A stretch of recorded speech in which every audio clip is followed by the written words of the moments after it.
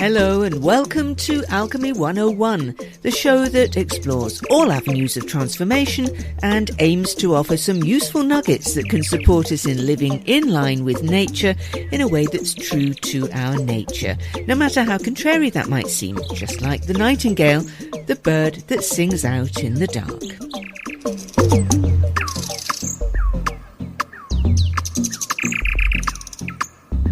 I'm JJ, the Practical Alchemist, delighted as ever that you've joined me today.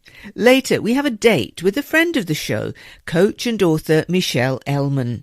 Michelle's latest book is called The Selfish Romantic, and we talked a little about the power of saying no, which is something that's coming up a lot at the moment. Now, some of you might have noticed that you're more able to be assertive these days, to say no and mean it. That could have something to do with the stars, or our star in particular. July has been a month of intense solar activity, so much so that scientists now think that the solar maximum we expected in 2024 or 25 could happen by the end of this year. Now that's the time in the sun's cycle where activity peaks and the sun suddenly flips so that the north and south poles swap places, and the lead up to this is known for massively increased sun activity like plasma flares, increased radiation emissions and sunspots.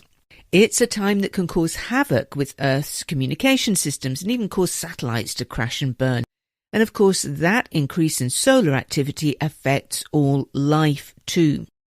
It's a time to take even greater care of ourselves, in other words, because all that solar activity gives us the fire to let go of what doesn't serve us personally.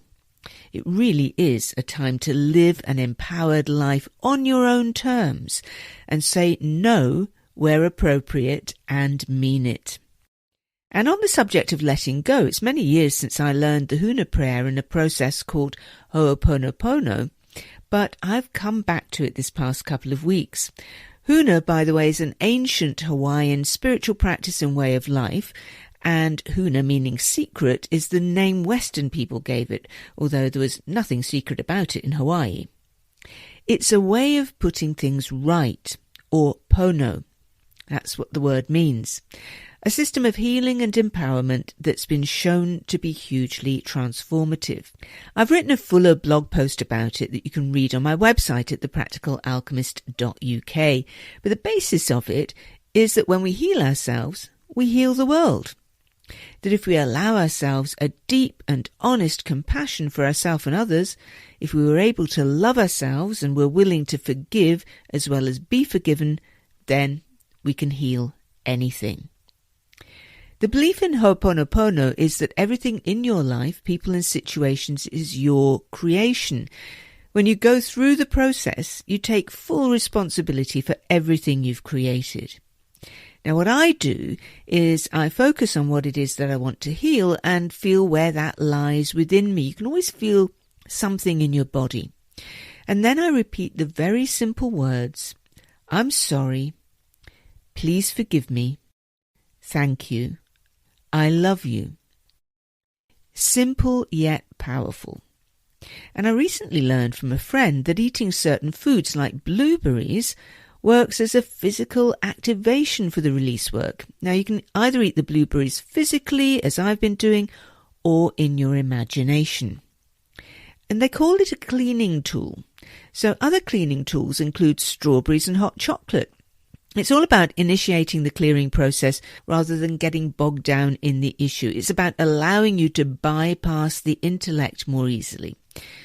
And I love how this initiation is all about having fun and enjoying something as your subconscious self works on the release. Talking of which, I visited Scotland's only lavender farm the other day, and they were hoping for some warm sunshine for their harvest to release lots of the essential oils. I'm not sure they're going to get it, as the weather in eastern Scotland has been pretty disappointing this summer. It was very interesting to see both French and English varieties growing, though, and learning the difference between the two. You can read more on that on my blog at thepracticalalchemist.uk, and I hope to bring you a chat with the lavender farmers themselves very soon. Now, here's a question for all you keen and even not so keen gardeners. Have you got any nasturtiums in your garden? And if not, why not? Let me tell you why you should grow nasturtiums, apart from the fact that they brighten up any garden window box or hanging basket. Here's another one of my musings from the veg patch.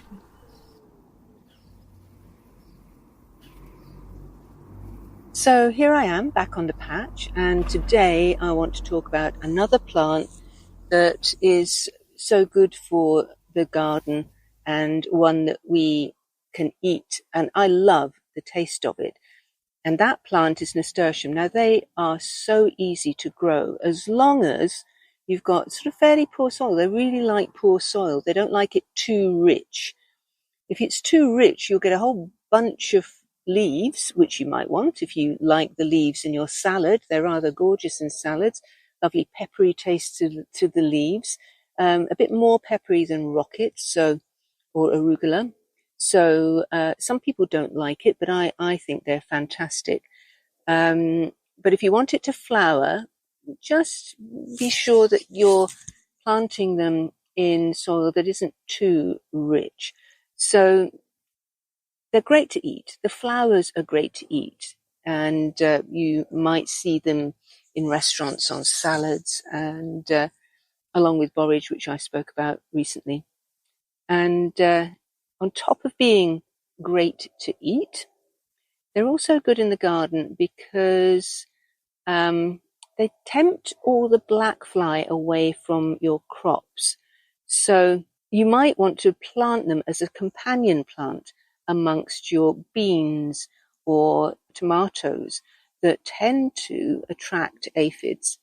The nasturtiums they won't do anything to kill the aphids, but they attract them away from your core crop. So think about companion planting with nasturtiums. And on top of that, they're really pretty in the middle of a garden. They really make everything look nice. And I'm not the kind of person who likes a garden that's so perfect. I don't mind the odd weed here and there. So, you might want to maybe plant a bed of nasturtiums and poppies and dahlias, for instance, because they'll all attract black fly away, but also flea and cucumber beetles away from squash and cucumber plants as well. Now, cabbage white butterflies, which are the bane of some gardeners' lives, they're certainly the bane of our lives last year when they landed all over our brassicas. Sometimes, if you have enough nasturtiums around, they will choose to lay their eggs on nasturtium leaves rather than your cabbage leaves. So, all in all, a really good plant. And as I say, great for eating, great flowers, great leaves for food. And then on top of that, you can also eat the seeds. Now, you can save the seeds once they've dried for next year, or when they're fresh, you can pickle them. And there'll be plenty of recipe ideas for that online. But I have pickled nasturtium seeds in the past, and they're very, very tasty, very palatable indeed. So, it's a plant that a lot of people think is just a plant for hanging baskets, just to look pretty. But no, it's such a valuable plant. So it's a bit too late at this time of year, maybe to plant them and expect them to flower. But next year, when you're planting, think about where you're planting what, and whether you can plant nasturtiums as a companion plant, along with maybe poppies and dahlias, to tempt all those bugs away from your edible crops, your other edible crops, I should say. It's just one way that we can work with nature, in line with nature, and still reap nature's bounty. So happy gardening. And if you want to learn a little bit more about what to do with nasturtiums, do head on down to my website, thepracticalalchemist.uk, where there will be some more information for you. Yeah, the first time I tried to pickle nasturtium seeds wasn't totally successful, I must confess. Make sure you get the pickling mixture right, and there are plenty of recipes online for that. And also make sure that you sterilise the glass jar properly before you fill it with your pickle mixture. Otherwise it'll go all mouldy and horrible, which is what happened to mine. Now, that was the first time. I've learnt since. Now stay with me, because it's time to take a break now, but we'll be right back after this with the fabulous author and coach Michelle Elman talking about dating. UK Health Radio, the station that makes you feel good.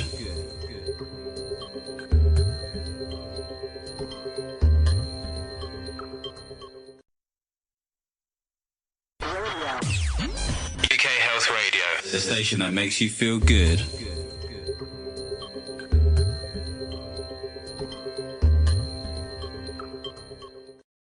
And you're listening to Alchemy 101 here on UK Health Radio with me, JJ Stenhouse, the practical alchemist, and it's time to meet our date, the very inspirational coach Michelle Elman, whose new book is called The Selfish Romantic: How to Date Without Feeling Bad About Yourself. Something I wish I'd read when I was younger. Now, Michelle is well known for her honest and refreshing approach to relationships, and especially boundaries, and I was delighted to welcome her back onto the show to talk about her latest work. Michelle, it is so good to have you back on the show. Now, since we spoke, you've had another book out. Tell us about that. It's all about relationships. Yes, so it's called The Selfish Romantic, and as life would happen, it took a bit of a turn after I got the book deal. So I was single for 8 years, loved dating, always found that no matter how I talked about dating, all I ever heard were negative things, and everyone was always talking about how awful being single was. Oh. And so I just wanted to write a positive book about dating and how I love dating.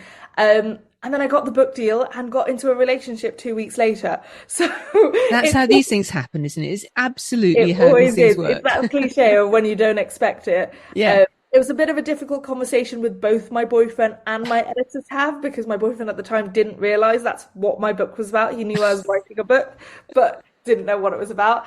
But I just thought, like, a lot of the time, so for listeners, I'm mixed race, I'm plus size, I have scars on my stomach from previous surgeries. You get told a lot of things about how your love life should be based on what you look like. And I just found a lot of it was nonsense. Yes, absolutely, there is body shaming that happens within a love life. There is, like, on dates, and there are people who can fetishize you for your race and things like that. But if that's all we ever talk about, of course people are going to be fearmongered into going on dates, and also walking into first dates expecting it to be awful and filled with shame and abuse. And actually there was so much good, and in those 8 years of dating there wasn't a single time when granted I did a few vetting things in the texting process, but on actual dates I was never body shamed for being my size or the way I looked or any of those things. And I just found that if we don't have a conversation about the positive sides too, no wonder people are scared to get out there. Yeah, absolutely. Yeah, you're right. And I've noticed that particularly younger people, not just younger people, though, any age, people really are worried about how they look, about, you know, how they look when things get a little bit more intimate, you know, that sort of thing. And very often, actually, they'll have a similar experience to yours, and they'll just go, "Oh, well, that was all right then. That was easy. Yeah. Nobody was really, nothing was said." I think the main thing that people are hooking onto nowadays, because there are more people who meet on dating apps rather than in real life, people get hooked on the thing of, oh, what if they think I don't look like what I look like in my pictures? Yeah. And the thing is that if you are putting up filtered and photoshopped images, then absolutely you have a right to worry about that. But if you are putting up realistic photos of yourself, accurate photos of yourself, and even if you're that worried about it, maybe put up a few unflattering images of yourself, then you can go on that date trusting that person's opinion that they've decided they find you attractive at what you look like right now. And the thing is, now that I am in a relationship, it actually cements what I believed in even further, because their attraction to you should not be that fragile. And if it is so dependent on what you look like, good luck actually having a long-term relationship. The ways my boyfriend has seen me, I've had eye surgeries, like not showered for 6 days because I'm like recovering from eye surgery, can't even open my eyes. Like I put a joke post up the other day of, my boyfriend has a knack for taking very unflattering photos of me. And so I did a post of like all the worst photos that people have never seen on my Instagram. And I was like, this is how my boyfriend sees me. And yet he's still attracted to me, because what attracts you to a person isn't just what they look like. It's their whole personality. You aren't choosing to date a body. You are choosing to date a human. And if they are so fragile in thinking if you gain 5 pounds, you're out of here, good luck trying to get pregnant. Good luck any actual real life thing. When you are in a long-term relationship, you're dealing with grief, you might be dealing with miscarriage. There are so many more things that are way more important than what you look like. And I think a lot of it stems from the fact that I went through so many surgeries and for so long was so insecure about the surgery scars I have. But frankly, if someone's going to run away because of a few surgery scars, do you really think they're going to hold your hand through hospital? Like, that's the bigger question. Yeah, you're absolutely right. But a lot of women will be listening to this and thinking, wow, she's brave though. That's brave, right? Because that we're all so indoctrinated. We're so socialized into thinking we have to be beautiful at all times and so wonderfully, I don't know whether wonderfully feminine, but you know what I mean? We're all socialized into thinking we've got to put forward our best face. Yeah.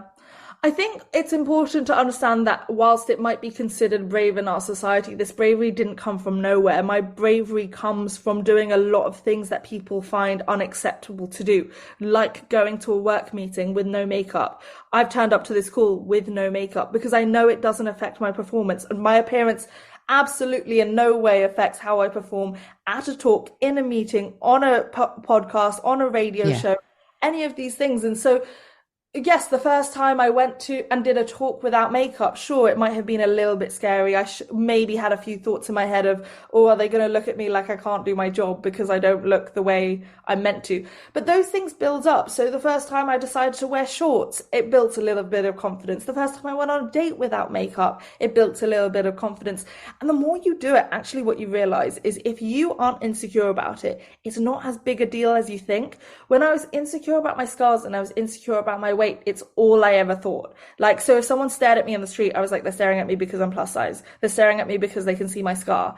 But if you actually believe in yourself, I'm like, oh, are they staring at me? They might be staring behind me. They might be staring at me because I've got a beautiful pink skirt on right now. Like, there are a million reasons, but you make up the story in your head to fill the gap. And a lot of the time when I was so insecure about my scars and I would over-explain and tell all these guys before I took my top off in the bedroom, they just looked at me like, wow, that's overwhelming and a lot of information, but I don't care. And I would do this like build up of like, I have something really important to tell you. And it's a mood killer. Like, I'm sitting down and almost like breaking the news that someone in my family's died. And actually all I have to reveal is that I have a few scars on my stomach. Yeah. Yes, I get that. And may I just say, you look absolutely great. You may not be wearing makeup, but you look fantastic. I mean, Well, you know what's the weird thing about makeup is that if you wore makeup every day of your life, it just takes one day to not wear makeup for people to actually know what you look like. So I've actually never understood this keeping up the pretense of people only knowing your made up face. Yeah. Yes. And many younger women I know look completely different with their makeup on. Their whole face is completely transformed. I mean, how do people get to know you when you look like a completely different person? But I think the key is that it's different. It's not better. And that's another thing you have to unlearn, is that me with makeup is not better. It's just different. Yeah. And I think what was really sad was when I was 21 years old, I had a housemate who wouldn't let her boyfriend see her without makeup, which meant she woke up in the morning and ran to the bathroom, did her makeup and snuck back in bed. And I was like, they make jokes about that in like TV shows about the 50s and like Housewife and that era. I'm thinking of Marvelous Miss Maisel because I just watched it. But it's actually so sad that the person you love most, the person who you choose to be your partner, you're not even okay with showing your true face because you believe that they're going to run or they're going to dump you because they've just seen your face without makeup. And this is where it goes back to what you look like should not be this fragile. Like, you want someone who's going to be with you, whether you get in a car crash and end up in a wheelchair tomorrow, or whether you end up being in a fire and then having burn marks all over your face. Things happen. Like, I know it's morbid, but I also have a little bit of a morbid brain because I had 19 surgeries before. Yeah. So I lived in that world, but it happens, and you don't want someone dumping you because your appearance has changed. And yes, there's some aspects which we can control, like our weight to some extent, but there are lots of things you can't control that happen in life, and you want a partner who will be there throughout everything. And if someone's going to dump you because of your appearance changing, you gaining weight, or any of these things, that's not a partner you want. No, and it comes back to self-esteem, doesn't it? It comes back to understanding that you are worthy, you are a wonderful person, there is nothing wrong with you, and that there are people out there who would be only too happy to be with you, only too happy. Yeah, it's true. And you made me think, actually, recently, of course, the weather's turned. We've finally got summer here in the UK. Certainly here on the east coast of Scotland, where we seem to be about 2 weeks later than anybody else for some reason, where we're usually before everybody else.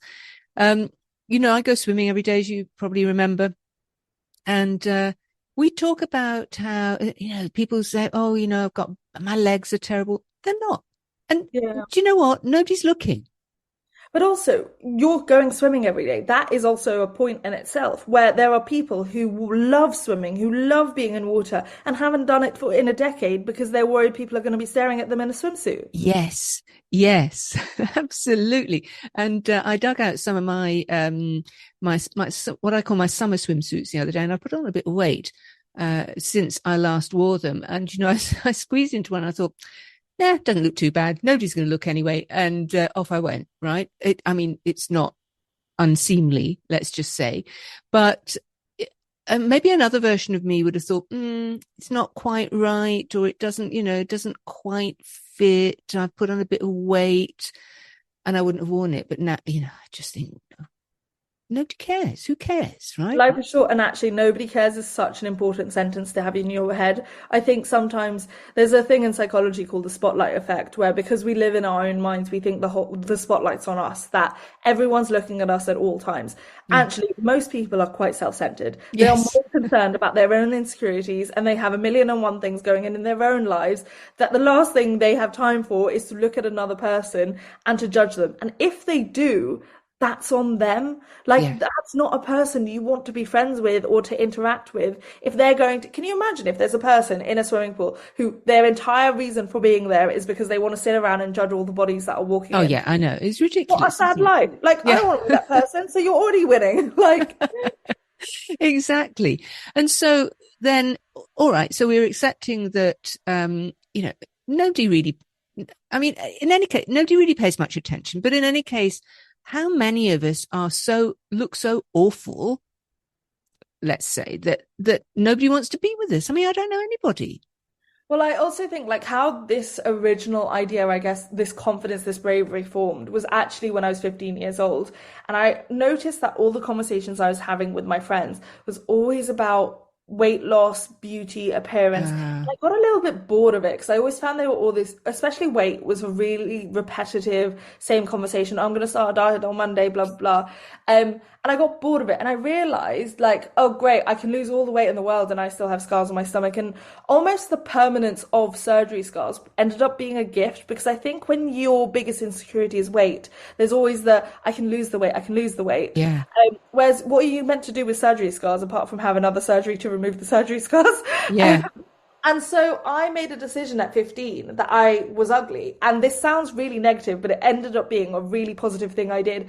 I decided I was ugly, but then I also realized that being ugly doesn't prevent you from fulfilling any of your dreams, including being married, having kids. And there are this is a very 15-year-old mentality, but I was like, ugly people get married all the time. Ugly people live fulfilled lives. And whilst that's a very rudimentary thought that I would adjust now that I'm not 15 years old, it actually has some truth to it. That, Yeah. like, even the people who you are not attracted to will find someone who finds Yes. them attractive. And therefore, there is nothing that, whatever you believe ugly is actually usually what falls outside of the beauty ideal. Therefore, you're Correct. taught to believe that's ugly. And whatever's beautiful is what you've been taught to believe was beautiful. But even then, how boring would the world be if we all had the same version of beautiful? And therefore, even if you believe you're ugly, as long as you believe it when the person who comes into your life says you're beautiful, how is that actually going to stop your life? The only way believing you are ugly stops your life is if you allow that thought to be the reason you don't do things. So I'm so ugly, I can't go on a date. I'm so ugly, I can't apply for a job interview because I'll be rejected for my appearance. But what's stopping you isn't the belief. What's stopping you is the action to not go on that date, to not go on that job interview, to not put yourself out there. And I think that's where we come back around to dating, where like going on first dates is very much about being seen. And if you don't have self-esteem in place, being seen by a stranger, and a lot of the time feeling like that is the place where you get judged. You go on a first date and you judge whether the person is right for you. A lot of the times, if you don't have that self-esteem, you're focused on the fact that they're judging you, but you are also judging them. And so your job isn't to sit there and impress them. Your job is to sit there and be yourself and ask yourself whether that person meets your criteria as well. It's not a one-way interaction. But I think sometimes when we're insecure, we get hung up on, oh, this is a one-way judgment and now I need to put on a show. When actually, they also need to impress you. But a lot of the times when I was insecure, I never even asked myself if I liked them because I was so concerned that they liked me. Oh, I was there. I was there with you when I was younger. Yeah. It was never, it was always whether they found me attractive or like me, never so much about what I felt about them. Yeah. Yeah. Yes, it took me a long time to learn that lesson. Well, we'll hear more from Michelle Elman in a moment. First, it's time for another break to hear more from our sponsors. UK Health Radio, the station that makes you feel good.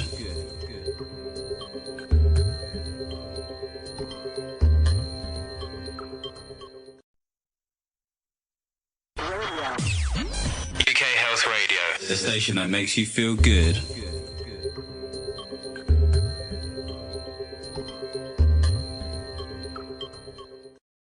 And you're listening to Alchemy 101 here on UK Health Radio, the world's #1 talk health radio station. I'm JJ, the Practical Alchemist, and my guest today is the life coach and author, Michelle Elman. Let's pick up on our conversation. Yeah, it's so interesting. Now, Michelle, you're a coach, and so somebody came to you with self-esteem issues, and they said, I can't get out onto the dating scene. I can't, I'm just miserable. I don't know what to do. What would you say to them? I would say that you can't get better at dating without going on dates. And that sounds really obvious, but actually a lot of people want that confidence before they go on the date, but the date comes by going on the date, realizing that the worst thing that's going to happen is you don't go on a second date. And actually you're still learning how to date by being on that date. And so I would say my pet peeve is the people who don't want to go on dating apps, want to slag off dating apps, but then they don't put any effort anywhere else. So I'm like, you want to sit at home, meet no strangers. In the average week, you meet 0 new people, yet you want to date someone, but you won't go on a dating app. So I'm like, well, if you are going to do all of those things, then quit complaining. Like, you've already made your decision. You're not going on dating apps and you're not meeting anyone new in real life, but you have nothing to complain about because you are putting no effort in.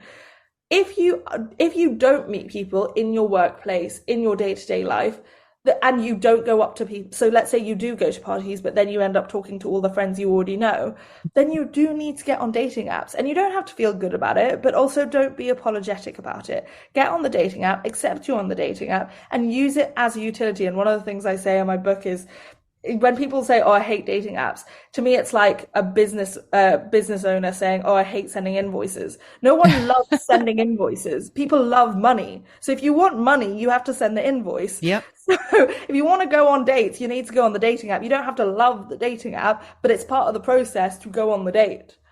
Yeah, maybe I've been going wrong there somewhere along the line. But anyway, but so it's that, they're getting back to what you were saying about, the worst that can happen is you don't get a second date. But it's that fear of rejection that really gets people, isn't it?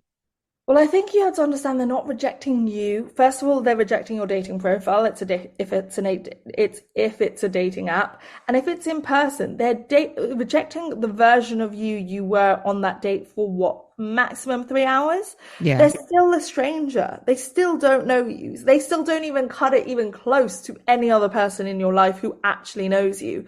So if you turn up on the date and get really drunk and you've presented a different version of you, they're rejecting that. Or if you turn up on the date, you're really nervous and end up not saying anything, they're rejecting that version of you. But they're not rejecting you because they don't know you. And that's where there's a layer of, I think the reason why I've never really been sensitive to the rejection is I don't really label it as rejection. You have to know me to be able to reject me. In the same way that, like, when I put out work things, they're rejecting my work as opposed to, or I put out a new book deal, they're rejecting the proposal. They're not rejecting me. And so a lot of the times we personalize it, but actually, if you see it as a positive that when they reject you, what's the alternative? The alternative is they keep dating you because they're so scared of hurting your feelings. So they waste more of your time. That's not what you want. You want people who don't think you're a good match to get out of the way so that you can find someone who is a good match. Yes. And the way that you find that is by being authentic as well, isn't it? So again, we're talking about putting on a different face for that date. And then how is anybody supposed to get to know you? I mean, metaphorically, how is anybody supposed to get to know you? Well, so I think there's this stereotype of what a dateable woman specifically is. Like, women have been told what men want, and men is used as this monolith, and it's always assumed that they're straight, first of all. Second of all, men don't like loud women. Men don't like opinionated women. These are the things I've heard growing up. All of these are things that I am. So I'm a strong, loud, opinionated woman. I've been repeatedly told men don't like women who aren't ladylike. I am not ladylike in the slightest. I'm the kind of woman who like sits with their legs open and all kinds of, like, I'm not ladylike. I spill things all over myself. And what I realized is, especially the loud one, where if I go on a date and pretend to be quiet and I'm not a quiet person, what's going to happen is let's say we get into a relationship, we become boyfriend and girlfriend. I'm like, great, locked him in. Now's the time I can be my loud self again. Oh, yeah. The guy's going to have a shock. The guy's going to be like, who the hell is this woman? Like, this isn't who I've been dating for the last few months. So why not just turn up on the first date, be a loud woman? And no, men don't like this whole thing of men don't like loud women. Men are not a monolith. There are men who do like loud women, and there are men who don't like loud women. And in order to find the men who do like loud women, you have to be loud. So this pretending to be someone you're not actually is manipulation. Because if you're trying to be who they want you to be, one day the mask is going to drop, and that's when it's going to hurt the most, because then you will actively have been rejected on who you actually are, not on who you're pretending to be. And then that confirms your insecurity, because you've gone, oh, well, I pretended to be this ladylike, perfect, dateable woman, and now I've decided not to be. And this guy's got a shock. This guy's not got a shock because you're not what society says you should be to be dateable. This guy's got a shock because you pretended to be someone completely different for months, which actually is lying and manipulation, and now feels fooled. Yes, you're absolutely right. But, that's a myth that was perpetuated by all the women's magazines for many years. You couldn't open one without seeing what men want, how to get your man. Right? Yeah.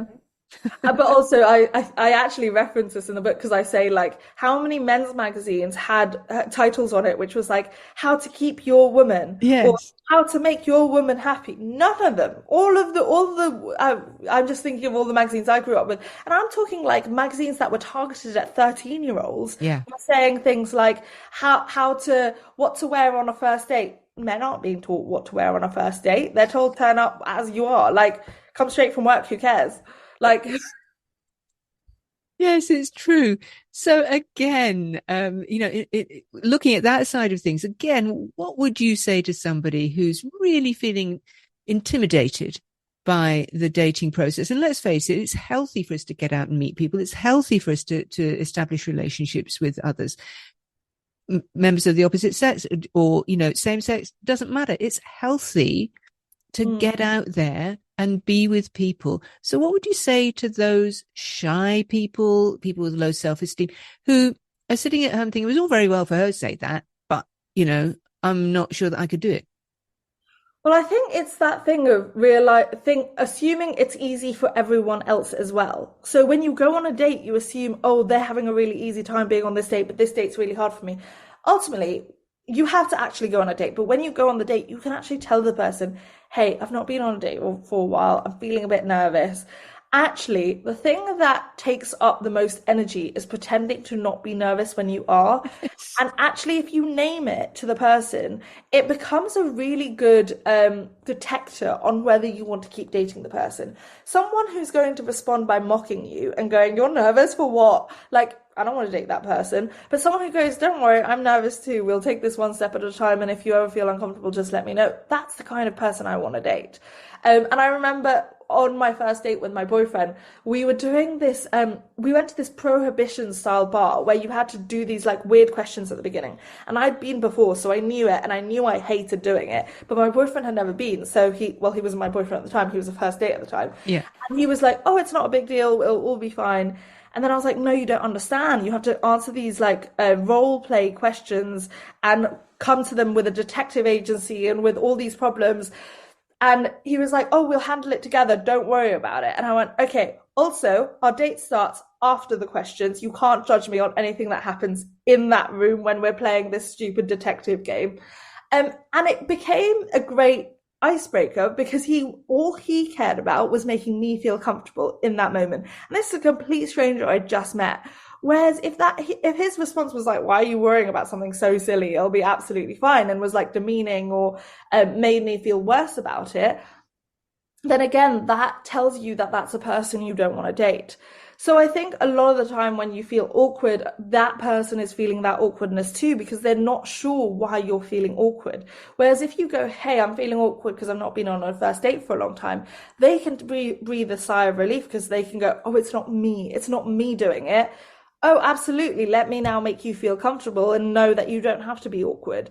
So you don't have to turn up on these dates being perfect. And I think that's what creates a lot of pressure. You just have to turn up. And if it's a bad date, well, at least it's the first date you've been on in years. And that's the accomplishment in itself. And a lot of the time when I went on these dates, instead of trying to impress the person, I set a goal for myself. So I interrupt people a lot, which weirdly, the only time I don't is when I'm on TV or radio, but I do normally. And I do very much so on dates. So for one of my first dates, I was like, my goal today is to not interrupt. And so it put my focus on something that wasn't out of my control, because putting your focus on, I want to impress them, I want to get a second date, that's in their hands as much as yours. Whereas putting my focus on, I want to not interrupt on this date, that's 100% within my control. And therefore, even if I don't get a second date, I have a different win that I can take home. I think that's a great tip. Really do. And then, what's also coming into my mind is this ability or the understanding, the recognition that you have the responsibility to say, no, you're not up for this or whatever's going on. Or maybe even you just don't want to see the person again. You have the responsibility to say that as well. So it's you're not just waiting for the other person to make the decision about whether the date was a success or not. So a lot of my confidence from dating actually came from having the language to end it. So a lot of the time when I was dating in especially like in my 18, 19 years, I was really scared to keep dating if I wasn't 100% sure about them, because I thought that would mean leading them on. And I didn't know how, if someone wants to keep dating, to say to them, I don't want to keep dating. And so a big part of the selfish romantic is actual text that I've sent, because I found to set that boundary of, hey, this is making me uncomfortable, was so difficult that I also didn't know what to say. So I was sat with my friends going, how do I end this? How do I do this?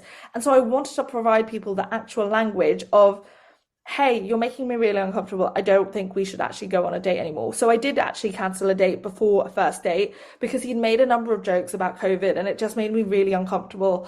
And I just found it really insensitive. And so I had sent him a message saying, hey, I know we've booked a date, but I actually don't think it's a great idea we go. Our sense of humors don't match, and I think it's best we just leave it here. And having those conversations, until someone showed me a text like that, I didn't think you could say that to a person. And yes, Yeah. they might react negatively or whatever it is, but at least you can own your communication. Yeah, I think that's really important. It really is important. Be clear about your communication and not be scared to say whatever it is that's on your mind. And say it in a nice way, if needs be, but be very clear. Yeah, exactly. And I think that clear communication is very opposed to how society does things a lot. And that's why things like ghosting have become more common because we have avoided having the hard conversations. Yeah. We delude ourselves into thinking that ghosting is the kind of option when it's not. And people are left with a lot of confusion because they aren't sure not even why it's ended, but whether it's ended. Yeah. Yeah. Which is really unfair and not very nice. Yeah. So, but I can see that a lot of that happens these days. People aren't quite as used to talking about their feelings and talking about what's really up for them as maybe they used to be, or maybe we've always been like that. I don't know. Well, I think it's that we haven't had the language for it for so long, and now we are starting to have the language for it. But a lot of the time, the tools that are given to people are given in things that aren't accessible to everyone, which is why I think it's so important to create things like books where it's more accessible than therapy, which not everyone can afford. And yes, there is NHS waiting lists, but they're very long and usually they only give you 6 weeks anyway. And so having that support of, okay, how do I actually access my emotions? How do I teach myself how to feel my feelings? Those things are really important, but we're only just starting to have those conversations. Yeah, but I'm glad that we are doing. And Michelle, it's great that you're writing these books and it's great that you are also coaching people and helping people, which brings me on to, if anybody wants to find out more about you or work with you or find out more about your books, because you've got quite a few, where do they find out? So I'm at Michelle Elman on all social media, so Instagram, TikTok, Twitter, all those things. And then my book, The Selfish Romantic, has just come out. And my new book is coming out in August called How to Say No, which is a children's book all about boundaries. Which is a kid's version of your earlier book, which The Joy was, of Being Selfish. Yeah, The Joy of Being Selfish, exactly, which we talked about in an earlier show. And so, yeah, I think it's great that you're bringing a book out for kids to set boundaries, because again, it's not something that we're really taught. And I think it was always that thing of when I learned boundaries of me thinking, well, why wasn't I taught this earlier? And I'm hoping by being able to teach younger generations it, that they grow up with boundaries as their norm. So it's not something they have to unlearn, but something that is natural to them. Yeah, no, I think it's great. And Michelle, thank you so much. And I hope that, many people will buy your books and, just help themselves on a little bit, because there are so many people suffering from low self-esteem and not really knowing what to do and what to say and how to get on with it. And I think that your books are great in helping people really find their way through the maze that is modern life and modern relationships. So well done for that. Thanks so much, Michelle. Thank you so much. That's so kind of you. I always love talking with Michelle. You could do Ho'oponopono to help you with any issues you have with dating as well. And if it's self-confidence you need for a first date, here's something that always works for me. You can easily take a few minutes to do this before you head out on your date. You basically want to walk yourself through it, making sure that you have a successful outcome. So, for example, first sit down and relax and imagine yourself travelling to the place that you've agreed to meet. See yourself getting there without any hassle and on time, and feel into how good that feels. Then imagine when you meet, and then make sure that that goes well in your mind's eye and that you feel good about it. Notice what you say and how the other person responds in a positive way. Now, let your imagination walk you through the whole date. You don't have to make up every detail, but make sure you feel comfortable and that everything goes well the way that you'd want it to go. Then, at the end, imagine how good it feels when you say goodbye and maybe arrange to meet again. The trick with this is to really feel into a positive state so that once you're on the date in reality, that's where your mind will naturally go instead of into a place of nerves or anxiety. Try it sometime. It doesn't just work for first dates. You can do the same process before a job interview or maybe if you have to give a speech. By the way, I noticed that you can pre-order Michelle's next book from her website, michelleelman.com. There's 2 E's between those L's there in the middle. And the book's called How to Say No, Setting Boundaries for Your Friendships, Your Body and Your Life. And it's aimed at a younger age group from the age of 9 upwards. So great for any youngsters out there who might otherwise be facing a bit of an issue with their self-esteem. And with that, we've come to the end of the show. I hope you've enjoyed it and found it useful. Remember, you can listen to all of our shows on all the main podcast platforms these days. And if you like what you hear, or if they've helped you, do help us spread the word by sharing them. You never know, it might be just what someone you know needs to hear.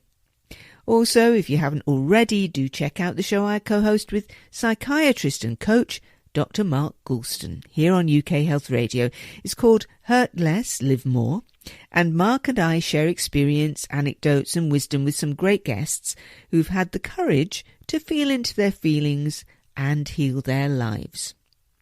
For even more health information, there's our sister publication Health Triangle magazine. That's a monthly magazine and it's full of great features complementing our radio shows. And you can subscribe to that online at ukhealthradio.com as ever. So thank you for listening today. Do head over to my website. Again, it's thepracticalalchemist.uk and find out more about me and how to stay in touch. You can sign up for news from me by email at that website, but you can also find me as Practical Alchemist on Instagram, and I have a Facebook page too. Just search for The Practical Alchemist there. And of course, remember to join me for more alchemy here on UK Health Radio and the UK Health Radio podcast next time. Until then, it's goodbye from me and that nightingale.